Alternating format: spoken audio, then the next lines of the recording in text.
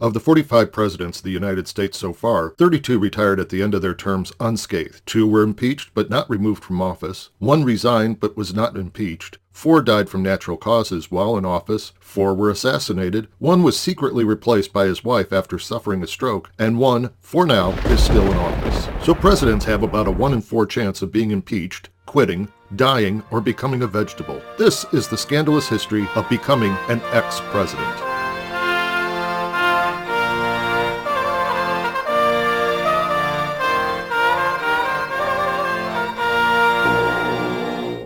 The story goes there are 5 ways the President of the United States can leave office. The most boring way is serving out their term and going home. The most certain way is dying. The first to go in a record 31 days was William Henry Harrison, who was believed to have died from not wearing a coat to his inauguration. But it turns out he died from an infection caused by the water supply for the White House being downhill from where the chamber pots were emptied. Zachary Taylor, Warren G. Harding, and Franklin Roosevelt all died of natural causes while in office. Abraham Lincoln was assassinated by John Wilkes Booth, who was able to stroll into Lincoln's theater box unchallenged and shoot him. James Garfield, after being shot by an office seeker, died of an infection caused by the large number of doctors who probed his wound without washing their hands. William McKinley died of gangrene after being shot by an unemployed anarchist. He would have survived, but the surgeon who could have performed the operation to save him was out of town at Niagara Falls. And John Kennedy died of gunshots fired by Lee Harvey Oswald, who was acting as an agent for the mob, or the CIA, or the FBI, or the Russians, or the Cubans, or New Orleans right-wingers, or LBJ, or maybe the Israelis.